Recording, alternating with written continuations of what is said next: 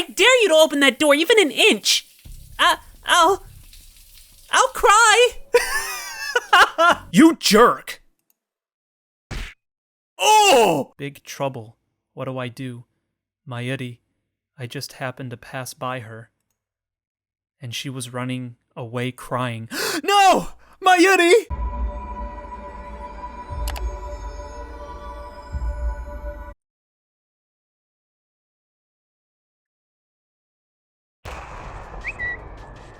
Oh, what the heck?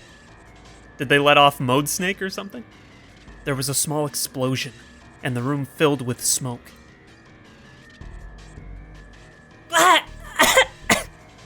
The window! Open the window! Okie. Dokie. Maho crawled out into the living room. Itaru rushed to the open window, and she heard a man, who was probably the building's owner, yell up at them. Hey, Hashida! What was that sound? Are you making bombs up there? I'll call the cops. Sorry, the microwave blew up. Itaru poked his head out and apologized to the man below. It took a minute, but the owner was finally satisfied, and the argument ended. Wow, that really scared me. As Itaru wiped away the sweat, she saw that his face and clothes were both covered in soot. It scared you? It should've! Maho was no different. Some of her hair had been burnt off, and the white lab coat she'd gone through all that trouble to get had turned pitch black.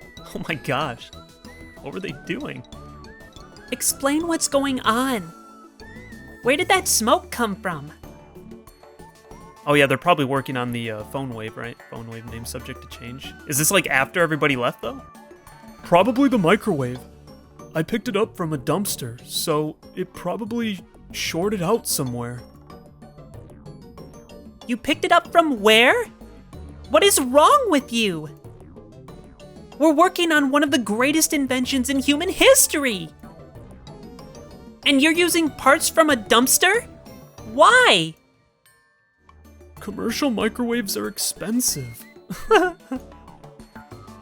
I can't believe you! Do something about this! Use my credit card if you have to. Maho didn't have that much money, but this was no time to be cheap. That's a big help. Maho wiped her sweaty, soot-covered face with a towel. The white towel turned black immediately. I can't take this anymore. I'm turning on the air conditioner. That's not happening. If you use it at the same time as the phone wave, it'll trip the breaker. And I told you, you can't use that air conditioner for more than an hour a day because it's so expensive.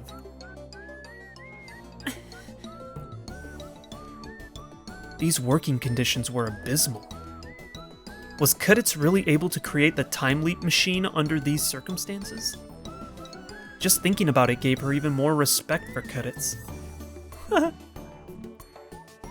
Fine. But I'd at least like to take a shower and get this soot out of my hair.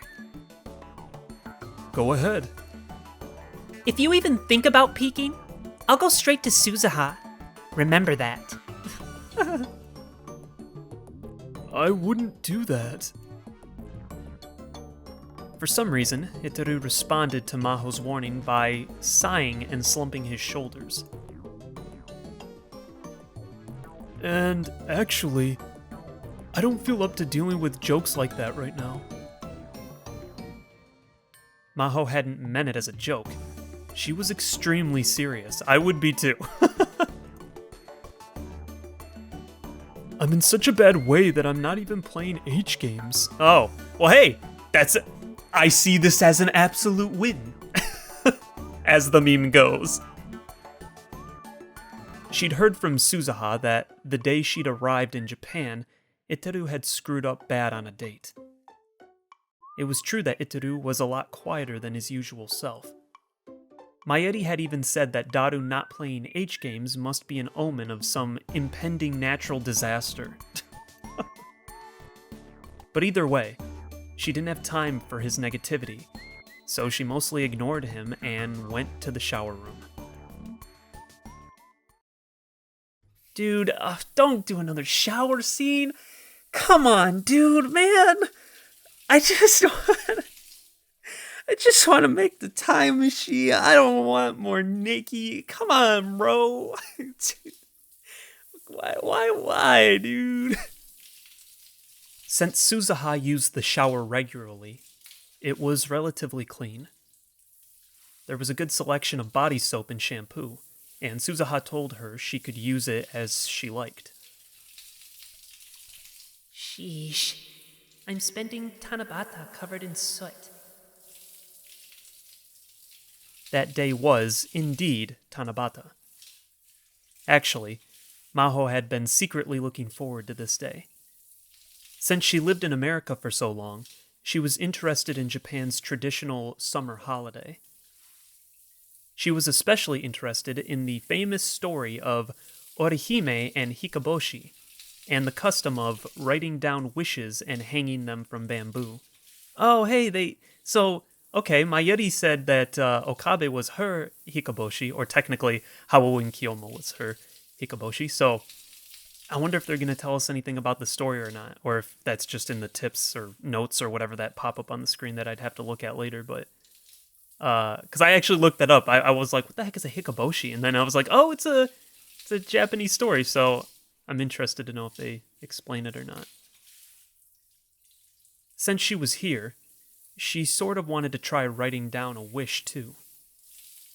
She didn't want to bring it up herself because she didn't want anyone thinking of her as childish, but Mayuri, Faris, and the other girls seemed like they'd want to do something like that. Part of her had hoped they'd invite her, too.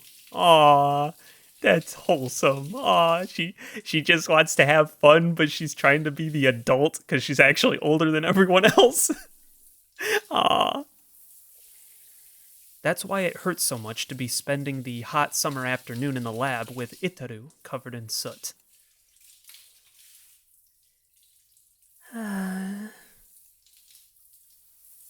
She was thinking about that as she washed herself off when... Maho-tan! Maho-tan! She could hear Iteru calling her from outside. Okay, well that music's not good. Huh? What? Don't tell me you're really going to peek! I dare you to open that door even an inch! I'll cry! I'll cry! I'll cry! Oh my gosh! When you try to be intimidating, but you're just a little softy. It's like that Doge meme where it's like my words and it's the buff Doge and then it shows the little tiny wimpy Shiba and it's like who I actually am. Now's no time for being cute. I just got word from Mayushi.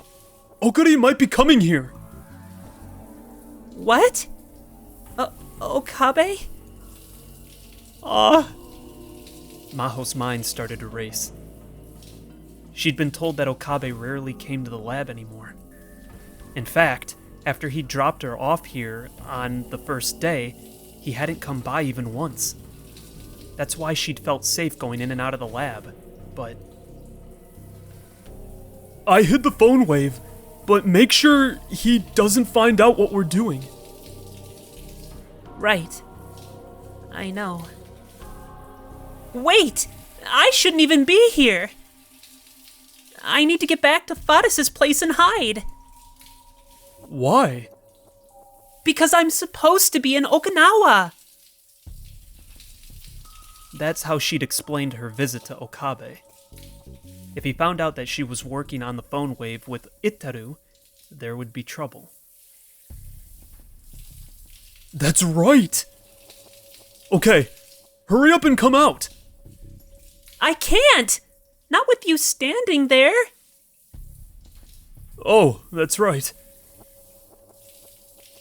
After she was sure Itaru was gone, she quickly washed the bubbles from the body soap off her body.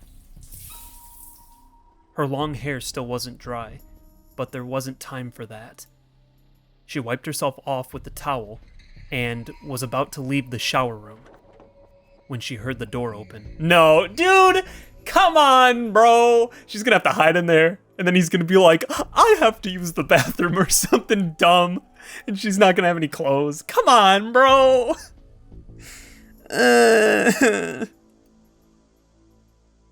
Hey, Daru.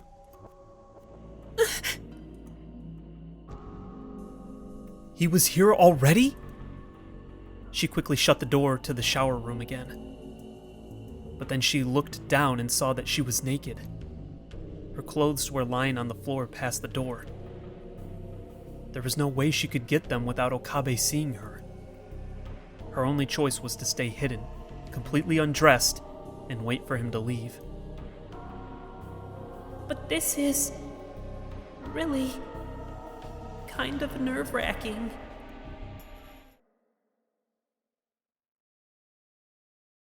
Now we're going into his perspective. Dude, come on, bro. Don't do this to me again, dude. Come on. Hey, Daru. Daru greeted me as I came inside the lab. He seemed to be in kind of a hurry. Oh, Okarin! I don't see you coming by yourself very often anymore. The room smelled kind of like smoke. And someone must have been using the shower room because the smoky smell was mixed with the scent of soap. But whoever it was, it definitely wasn't Daru. His face and clothes were blackened with soot. I thought it might be Suzuha, but the lights in the shower room were turned off. What were you doing? Dude, you're black with soot. Oh, well... I got this microwave from the garbage dump, you know? And I was warming up a lunch I got from the convenience store. And it blew up. It blew up? Are you okay? Mr. Braun got mad at me. Don't get him too riled up. You don't know when he'll kick you out. If he does that, you might be okay, but Suzuha will have nowhere to go. That's right. So, what are you doing here? Mayushi isn't here. I need to talk to you. Good news. But I refuse. I haven't said anything yet. Nothing you've ever come to talk to me about has ever ended up being good news. Come on, just hear me out. Last night, I went to dinner with Dr. Leskinen, and we were talking about the exchange program. Oh, that again? Interesting. I was keeping in touch with Dr. Leskinen. Of course, the professor knew that Maho was here in Japan. Yesterday, he'd shown me a picture of her taken in Okinawa. I could see her standing in the surf with a blank expression on her face. A friend or a family member must have taken it. Dr. Leskinen had been really nice to me, and I talked to him a lot about going to Victor Condria. Of course, at a minimum, I needed to graduate my current school and pass the exchange exam for Victor Condria.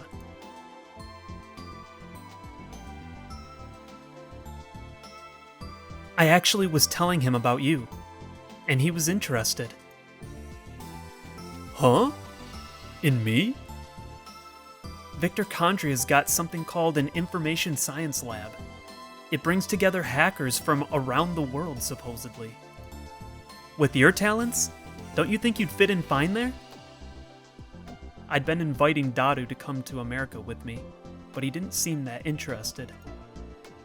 He'd said things like, "I can't imagine living away from the otaku mecca," and "No way am I living anywhere you can't get H games and anime figures."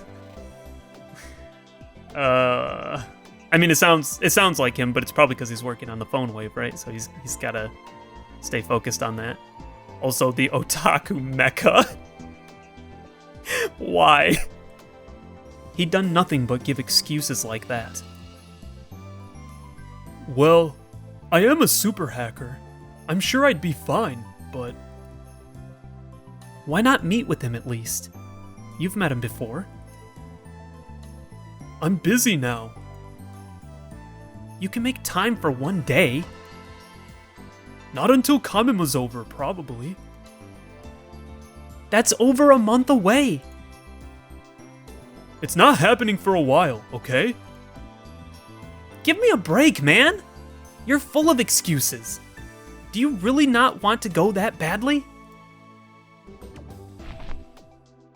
I sighed and sat down on the sofa.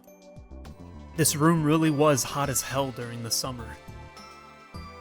The windows were open, and the fans were running at full speed, but I was still sweating. There was an air conditioner, but evidently he wasn't using it. Daru, got any Dr. P? I don't know. Maybe Mayushi put some in the fridge. I got up and took a look in the fridge in the corner of the room. Okay, so he still drinks Dr. P. He was drinking mineral water in the beginning, bro. So, like, I thought he was done with Dr. P. I thought that was like, you know, he's like, I have to do away with Hao and Kiyoma and anything involved with him, which means, you know, sugary drinks, you know, or whatever. So, okay, he still drinks Dr. P. All right, that's cool. There was regular soda, mineral water, and some sports drinks.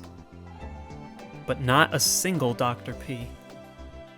As usual, the freezer was stuffed with juicy fried chicken number 1. Mayuri really did buy a ton of this stuff. Wait, was there even more than usual? Maybe she'd bought some for Suzuha too. I'm going to grab a sports drink. Take any except for the one that Suzuha already drank out of. I grabbed an unopened bottle and took a big gulp. I happened to take a look at the snack shelf next to the fridge. Mixed in with the instant noodles and snacks were 5 bunches of bananas. Mayuri must have bought those too. They must be using it to test, right? That's my guess. But still, all that fried chicken, and now these bananas. Was she eating more than she had been? She always said that no matter how much she ate, she never got fat, but if she bought this many bananas at once, they were all going to turn brown and squishy before she could eat them all. Does Mayuri really need all these bananas?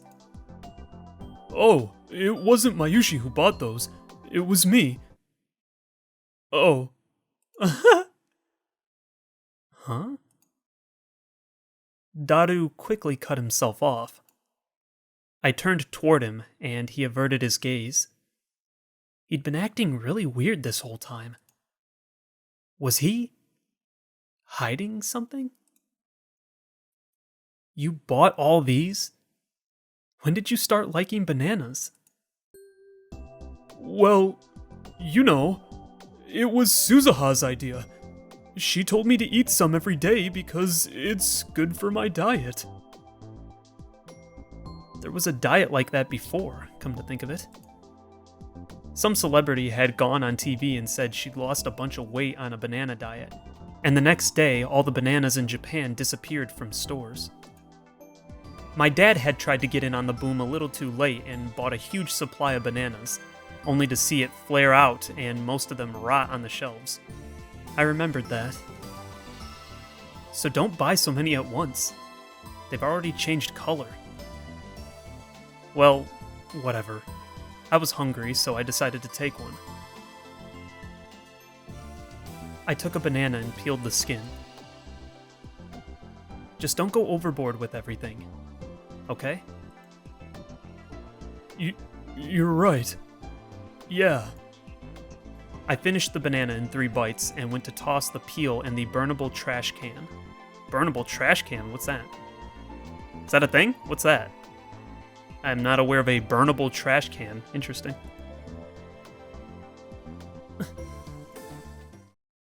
And then I noticed something strange. The can was filled with bananas. More than anybody could possibly eat. Over half the can was filled up with bananas. And it wasn't just the skins. Some of them were unpeeled, but half rotten, and the summer heat made them give off a nasty stench. I remembered seeing something like this once before.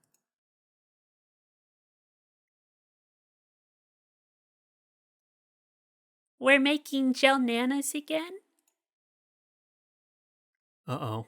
He's putting it together. That's right.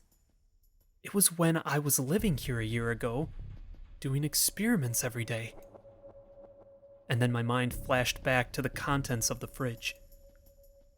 And that bizarre stockpile of juicy fried chicken. It couldn't be. I plunged my hand into the garbage can, not caring about the filth. Wait, Ocarine? Daru was clearly uneasy, but I ignored him. I was right. Under the remains of the bananas, I saw tons of boxes of empty fried chicken. No matter how much my Yeti liked them, or how much of a glutton Daru was, no one would voluntarily eat this much frozen fried chicken every day. I went deeper into the garbage can, and then I found something I didn't want to see. Hey, Daru? What? Bananas and frozen fried chicken. This brings back a lot of memories, doesn't it? Yeah? It must have been about a year ago. We used to do all kinds of experiments like this. We'd waste a lot, so my Yeti would get mad at us. She'd tell us not to waste food. That's right. So we ended up having to eat the bananas that we warmed in the microwave to get rid of them. They tasted terrible. But we were never able to eat these. What I pulled out of the garbage can was... Oh no! They actually were able to make gel nanas, dude! Oh no! A green gooey mass. It was a thick, disgusting liquid, like you'd expect to see if you crushed a giant bug. The goo dripped out of my fingers and splattered onto the floor. It was what used to be a banana. What we'd once called a gel nana. Oops. Daru put his hands to his head. But then he evidently gave up on hiding it. Whoops! I didn't expect you to find out this easily. I thought I could hide it a little more. I was actually going to tell you soon, because I need your help. Daru tossed me a towel. Evidently, he'd already used it, because it was covered in black soot, but I decided to wipe the gel nana off my hands with it anyway. Daru went into the development room and started moving boxes and dust covers. Here. This is Unit 02. Oh, he's just showing him. Okay. I thought he was going to try to trick him again, but he's just being straight up with him. Okay. And on the table appeared the horrible future gadget number 8, which I'd built, improved, and finally dismantled a year ago. You put it together again. I wasn't sure if I should call it Unit 02 or version 2. I don't care about the name. Are you serious? I can't believe you're saying that. We used to have a roundtable meeting and have a lot of fun picking names for the future gadgets. That's all dark history. Really? Daru was looking at the dust-covered future gadgets that were sitting on the shelf of the development room. There was something like fondness in his gaze. Why the heck was he acting like this? Did he think of that nightmare as some kind of happy, youthful memory? I was about to tell him to go screw himself, but held it in. Did you forget what I told you? This thing is dangerous. It's not something we should have. But I need to make a time machine in the future, you know? Which means I need to research this as a first step, I think. Daru! I gave up on trying to hold it back. I got up in his face and yelled at him. I told you again, and again, and again, and again! Right? I told you what happened because of this thing. I told you what I went through. Mayuri was killed because we made this thing. Kudits was sacrificed because we made this thing. Your daughter went back into the past and committed suicide because we made this thing. If you've forgotten, do you want me to go over it again? Are you that stupid? Are you so dumb that you won't understand unless you experience it for yourself? You're the one who's being stupid, Dintaro Okabe! I suddenly heard an angry female voice behind me. Oh my gosh, what a way to... Okay, alright. I looked back and saw Maho Hiajo glaring at me. What? Hiajo? Oh, legal lolly for the win. Come on. Okay. What happened to your clothes? And wait, what are you doing here? Oh, this is... I just couldn't sit there and listen. Don't stare at me! I'll sue! It's your fault for coming out like that! Hold on! I'll go get dressed. Maho quickly went back into the shower room and came out dressed a moment later. Ahem. Excuse me. Sorry about that. Have you been hiding in there since I first arrived? Who cares about me? Did you fake that picture of you in Okinawa that you sent to Dr. Leskinen? Both the professor and I were completely taken in by that picture of her standing on that Okinawan beach. But it seemed we'd both been tricked. It was well made enough that Daru must have been involved. So you didn't come to Japan to visit Okinawa? Yes, that's right. I came for that machine with the stupid name. What was it again? Phone wave name subject to change? I told you what happened because of the D-mails too. Are you going to repeat that? No. How? If you send a D-mail, Echelon will pick it up, and the world line will go back from Beta to Alpha. And then Mayuri will die again. I won't be able to save her, no matter what I do. She'll keep dying for all eternity. And then I had a terrifying thought, and stared directly into Maho's eyes. No way. She of all people couldn't possibly... I trusted Maho completely, and I didn't want to believe she was capable of it. But the terrible machine that I'd just confronted had drained me of any kind of rationality. A flashback felt like it was going to hit me any second. Images of Kudet's and Mayuri's deaths were flashing through my mind. And so I said something I never should have said. You aren't trying to bring back the Alpha World line, are you? What? Are you trying to create a world where Kudet's lives and Mayuri dies? What? You jerk! Oh! There was an impact on my cheek, and a loud sound in my ears. The next thing I knew, I was lying on the ground face up.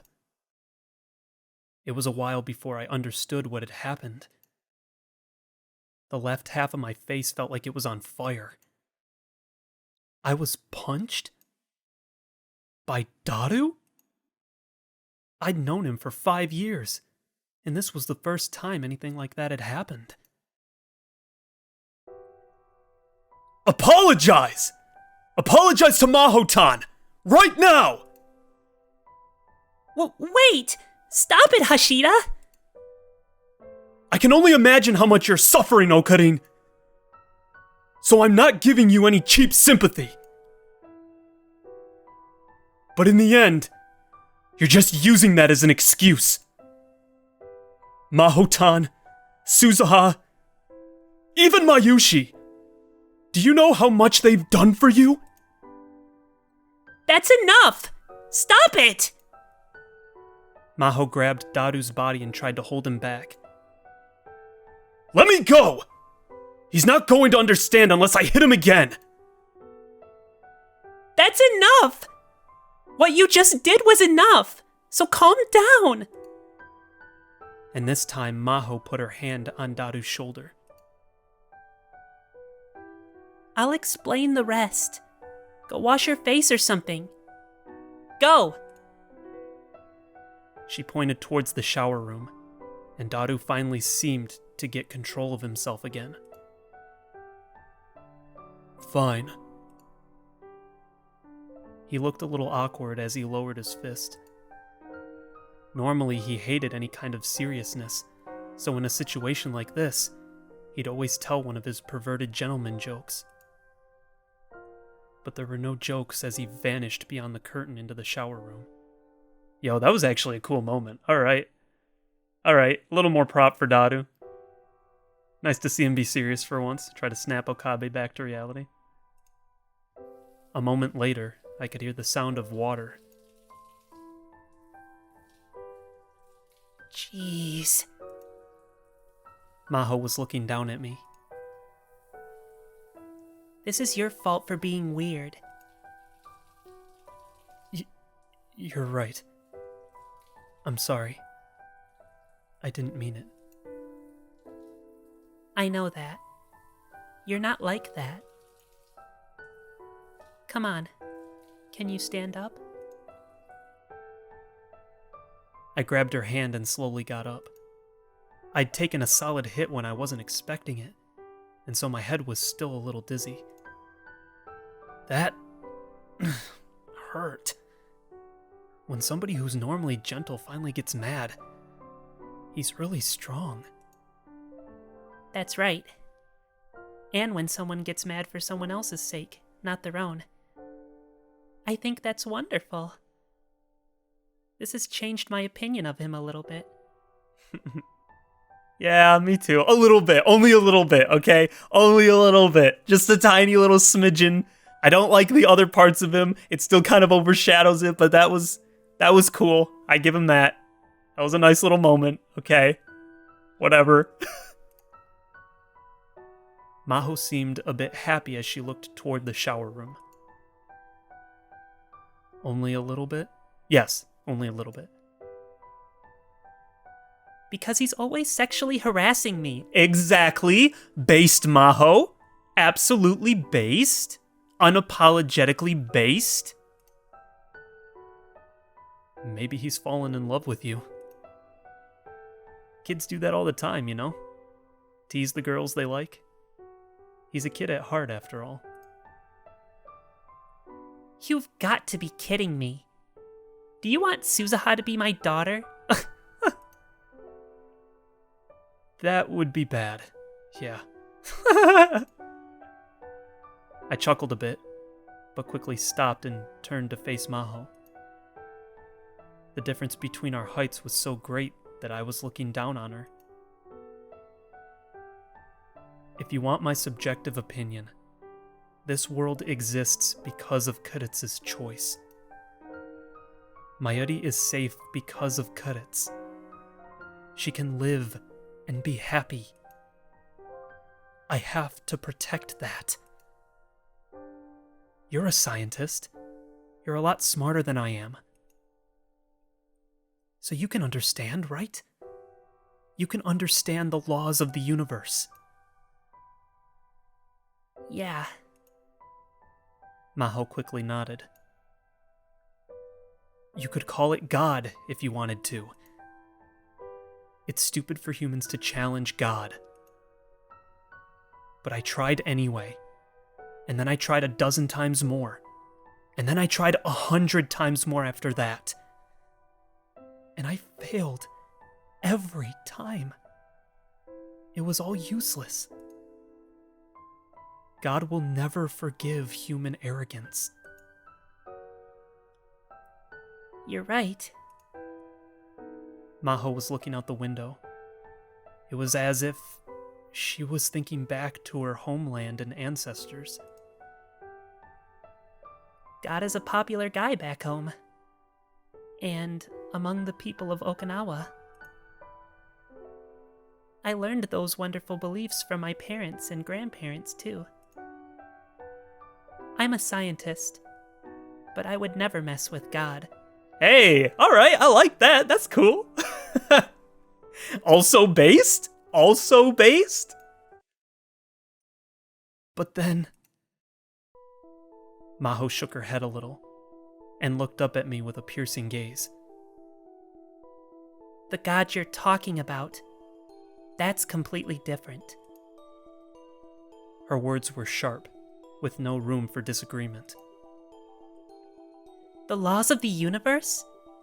Those are just the equations that define the world.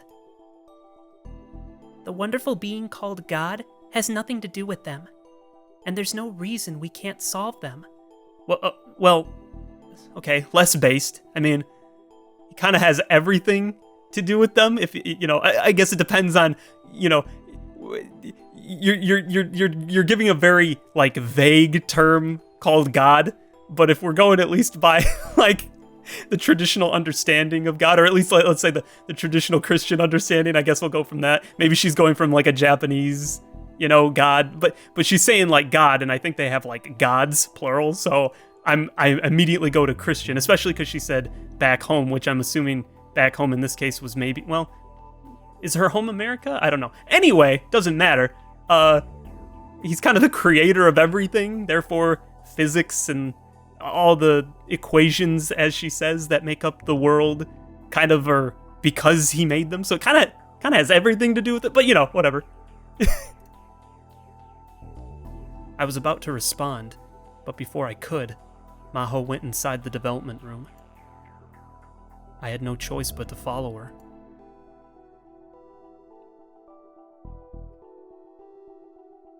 I'm well aware of the relationship between Echelon and the D-males, and how dangerous it is. Don't worry. We've sealed away the D-male function for now. What you're concerned about is never going to happen, because I won't let it. I'm not letting us go back to the Alpha World line. Of course, Hashida and I are working on a way to avoid the danger of the D-male and to neutralize Echelon. But before we start spending resources on that, there's something we have to do first. Something personal. Maho tapped the top of the phone wave unit 02. What we're researching now is the time leap technology that you say Kuritz developed.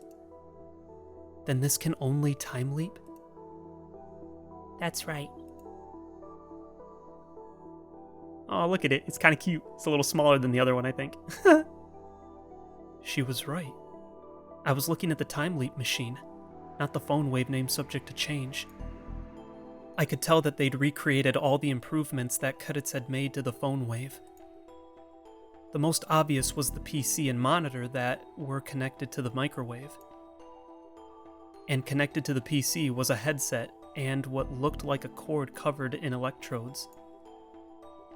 In this world line, only I knew the details of how the time leap machine was set up, and I hadn't told Daru or Maho about them.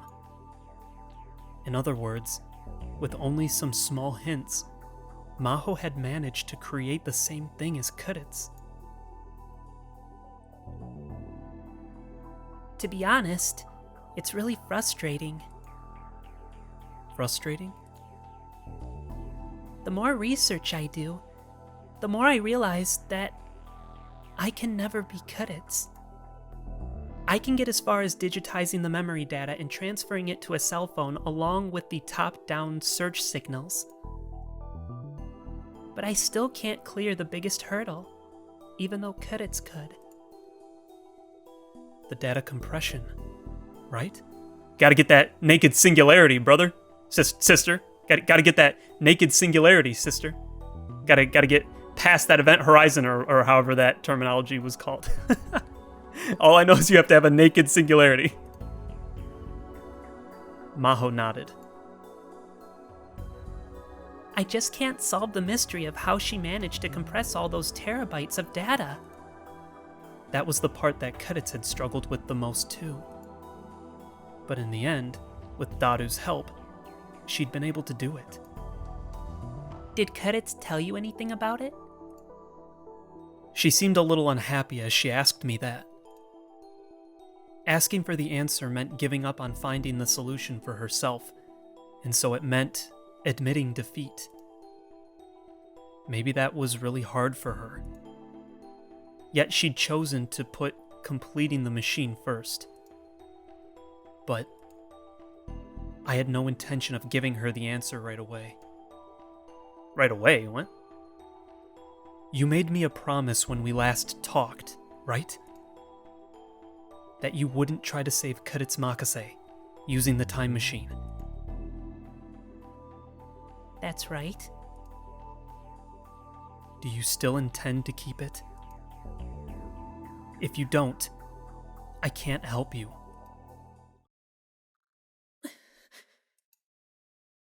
Maho didn't answer for a while.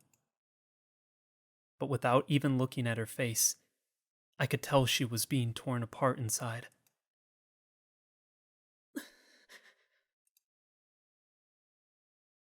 Of course I do. I promised you, after all.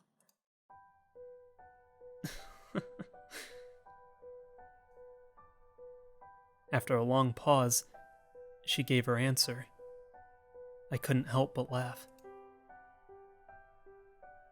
You're a terrible liar. With that look on your face, it's obvious you're not telling the truth.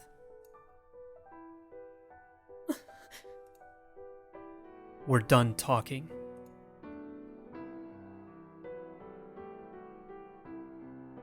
Then I left the development room. I looked toward the shower room, but I could still hear the sound of falling water from within. Daru was showing no signs of being done.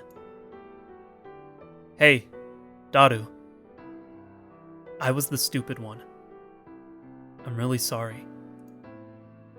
I spoke, but there was no answer. Maybe he hadn't heard me. It seemed better for both of us if I apologized tomorrow. I'll be back tomorrow. That was all I said as I headed towards the door. Wow, honestly, I'm surprised you didn't destroy the machine. Okabe! Maho followed me. She came up to me so fast, she almost slammed into me. Do you think Steins Gate exists? Do you think there's really another world line? In the gap between the Alpha and the Beta ones? Where Mayuri survives and Kudits doesn't have to die? If you want to know what happened when I tried to reach it, ask Suzuha. In the end, I couldn't beat fate. Steins Gate is just a stupid delusion. Are you really sure, though? You haven't proven that it doesn't exist, you know. That's just the devil's proof, though, right? Nobody can prove a negative. That's right. You haven't proven whether it exists or not. You've given up after one failure. Maho was gritting her teeth hard. I can't believe you. What? I almost went out of control and grabbed her by the shoulders. But I managed to stop myself at the last second. I told you before, right? I tried dozens, no, hundreds of times before that. And remember what I said? That's not because of the laws of God, whatever they may be. The world lines, the time machine, Steins Gate. They're all just a part of the equations that make up the world. You failed dozens of times, or hundreds of times. So what? That happens all the time in science. If you fail that many times, then you try 1,000 times, or 1,000,000 times, or 1,000,000,000 times. And then you're certain to find the answer. You don't know anything. You haven't experienced it. That's the only reason why you can say something so irresponsible. No. I've experienced all of that more times than I can count. Failures, setbacks, regrets, and the pain that comes with them. And all because of the genius named Makase Kudits. Equations don't have feelings. Yeah, but it's always humans who solve them in the end. We were glaring at each other, our faces close enough to kiss.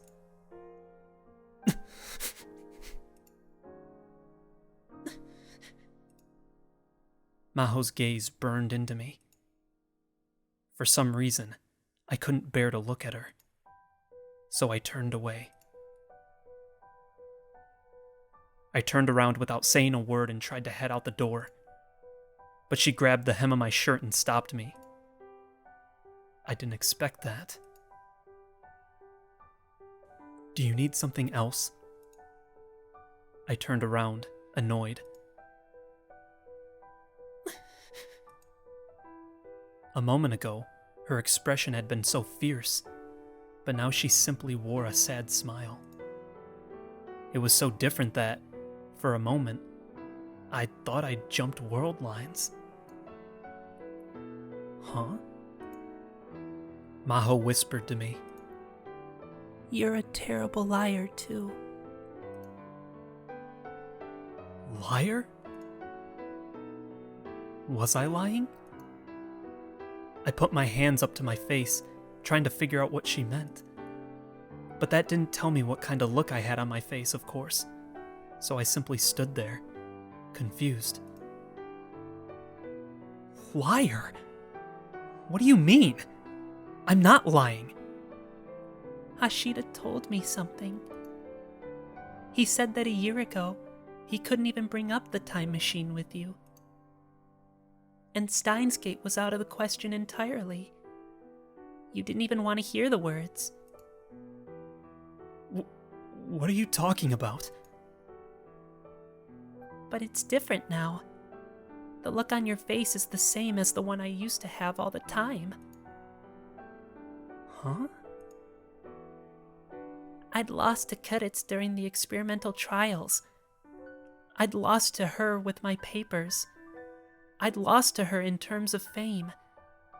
I was so depressed, I was ready to give in. But in the end, I'd always look at myself in the mirror and yell. Maho pointed to her own heart with her index finger. If you give up on trying, it's over. And then you'll never win. Then she pointed it at my left breast. Your face is the same as mine was. At the very, very bottom of your heart, you're still ready to take revenge. You're ready to take revenge on Steins for making you into this pathetic person. Me? I still hadn't given up? No, that's not true. It is true. You really are just like me. It's like I'm seeing my own reflection. You're stubborn, and once you say something, you never back down. Even if you know you're wrong, you pout like a child and refuse to admit it, which causes all kinds of worry and trouble for everyone else. You know, it would make me feel a lot better if you told me I wasn't like that. But that's why I understand. When it comes down to it, both you and I are going to stand up on our own 2 feet. Am I wrong, Gintaro Okabe?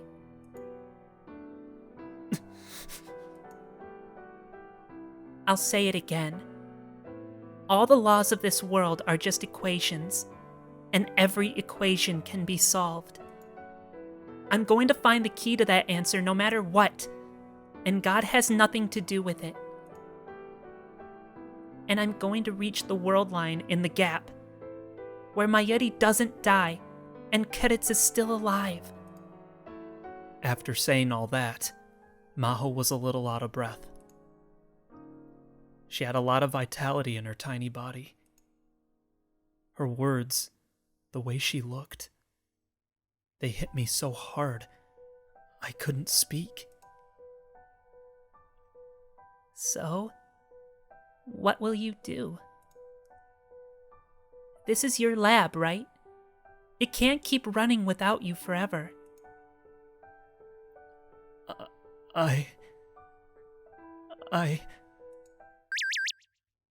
And then I got a Rhine message.